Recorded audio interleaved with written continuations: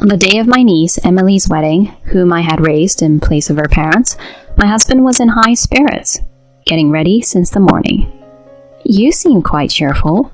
When I spoke to him, my husband glanced at me. "It's my lovely niece's wedding today. Oh yeah, you weren't invited, were you?" To my husband's sarcastic remark, I remained silent.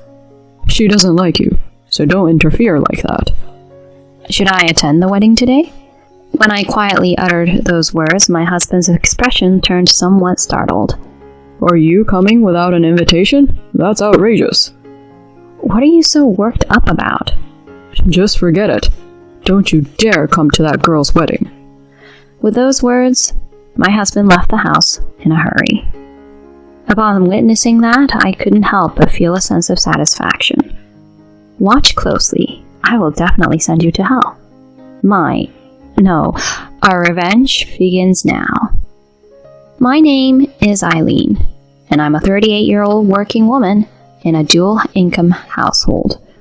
My husband's name is Wallace.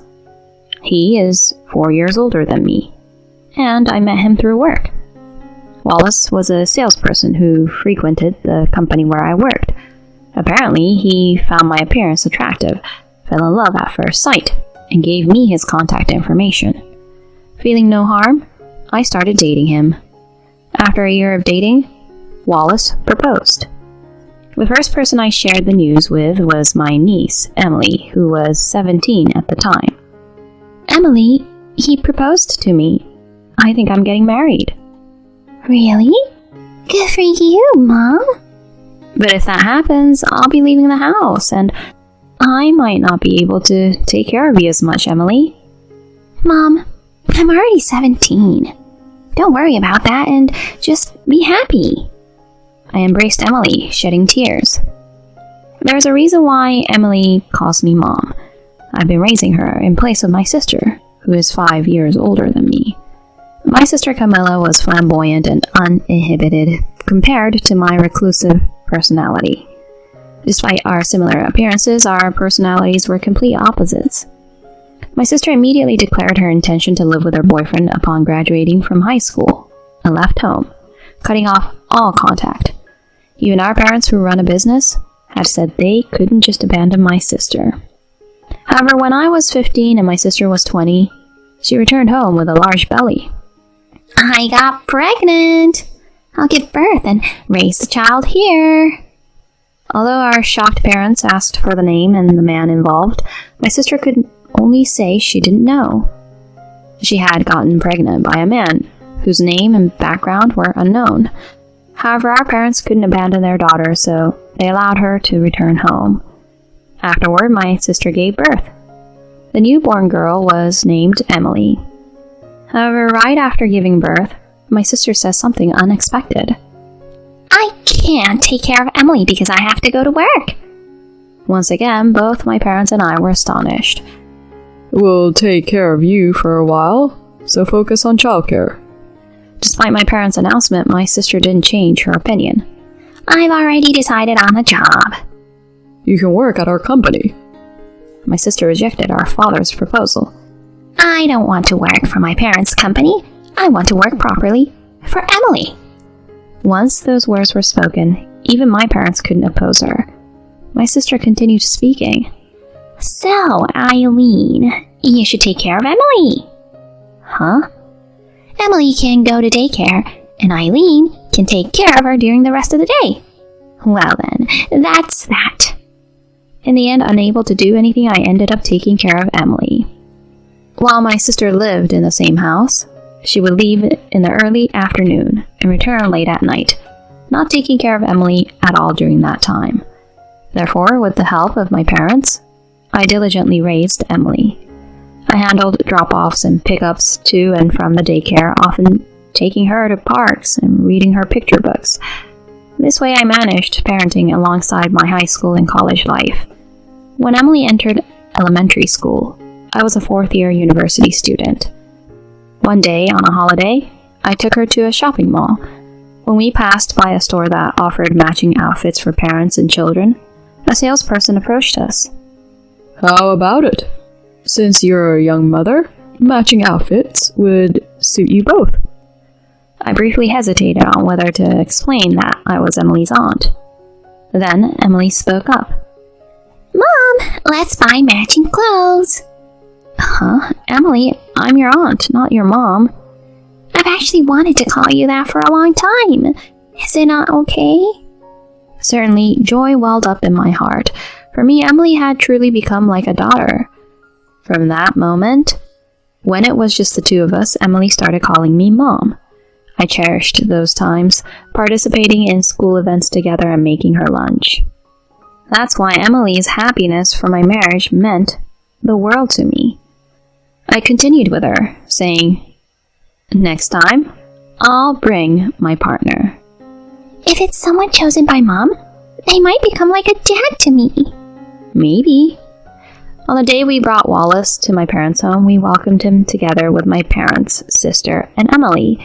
However, when Wallace entered the living room, he inexplicably widened his eyes and dropped the gift he brought onto the floor. "Hey, Wallace, what's wrong?" Wallace seemed to snap back to reality with a start. I might have been a bit too nervous. No need to be so nervous.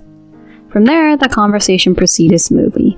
During the conversation, my father said to Wallace, Ideally, I'd like a male successor for our company. If Eileen and your child happen to be a boy, we'd love for him to take over. If that doesn't happen, you might have to inherit it. My father had traditional views, emphasizing blood ties and a male heir. That's why I chose not to join my father's company and instead found employment in a different major corporation. On the way back, Wallace had a serious expression. "Don't take what my dad said too seriously, okay?" Yeah. Wallace seemed to be contemplating something. Later, Wallace and I rented a house near my parents' home and started living together. After expressing my desire to continue being involved with Emily, he accepted her presence. Feel free to invite Emily over any time. Thank you, Wallace. This way, Emily started visiting our home frequently. Wallace also seemed to have a kind and positive relationship with Emily. On the other hand, my relationship with Wallace had become subtly strained since our marriage. I had expressed multiple times that I wanted to actively pursue starting a family, but Wallace avoided physical contact and our intimate life came to a halt. Creating a child is not something one person can achieve alone. Time passed in this way. I was 38, and Emily had turned 22. By then, Emily was living on her own. We hadn't met for a while, and communication had become infrequent.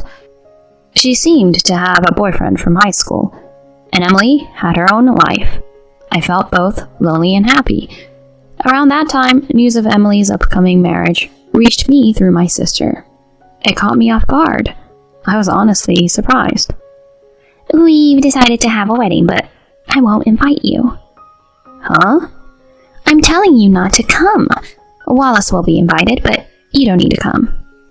I was confused, not understanding the meaning.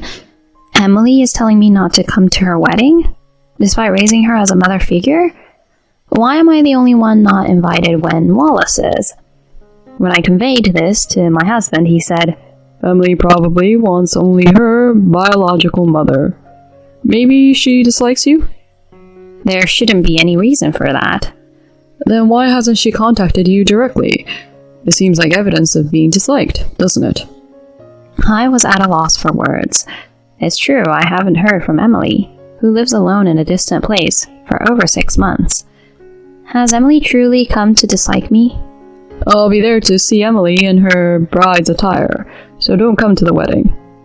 With emphasis, Wallace delivered this message. I couldn't sleep that day due to the shock. On a day approaching Emily's wedding, while working at the office, I received a call. To my surprise, the caller was Emily. Mom, sorry for calling you at work. Emily's voice on the phone sounded somewhat tense. What's wrong, Emily? What happened? I want to meet and talk. I'm coming there. Can we meet after you finish work? We made plans, and the call ended. Why bother calling the office when I have a cell phone? I wondered, but I was happy to meet Emily after such a long time. After finishing work, I hurried to the meeting place. and there stood a pale Emily. Emily! Mom!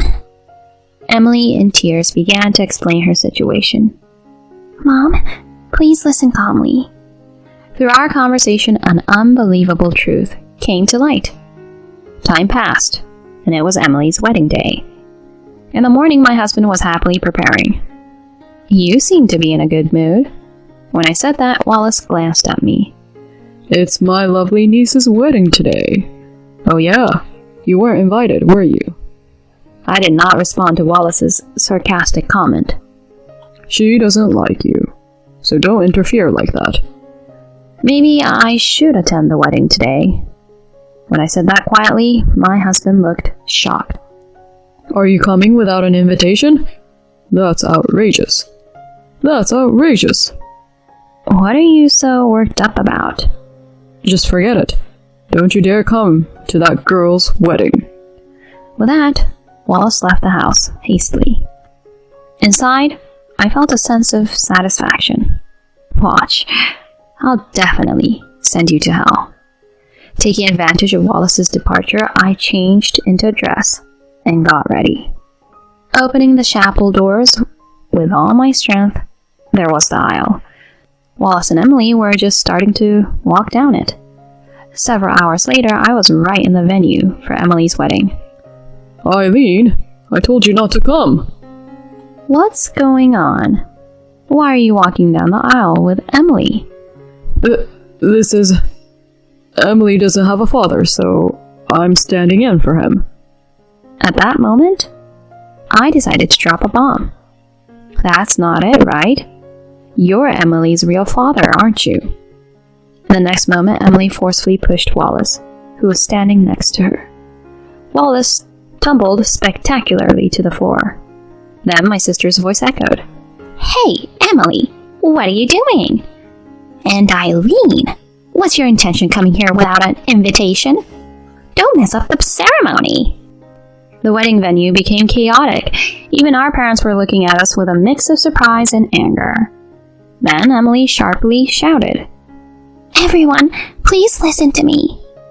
The venue fell silent as if a spell was cast. Please calm down. This was discussed in advance between me, my aunt, or rather, my mom and me. We have the groom's permission as well.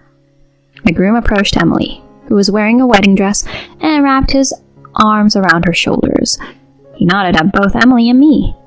At that moment, our father walked towards us with a pale face. Wait a moment. Eileen mentioned earlier that Wallace is Emily's biological father. What does that mean? I don't understand. Emily responded to this. First, listen to this. I immediately played the voice recorder at high volume. Well, I was surprised at first. I never thought my fiancé's sister was my ex. I was surprised too. I really liked you back then. That's why when I got pregnant, I didn't want to cause any trouble, so I disappeared. Hey, am I the only one you liked back then? Even now, of course I still like you. I can't imagine being with anyone else but you, Wallace. This was an ugly conversation between my husband and sister. Wallace and my sister's faces turned pale simultaneously. The recorded conversation continued. Looking forward to Emily's wedding. Yes, let's send her off with her real parents. Leave the troublemaker at home.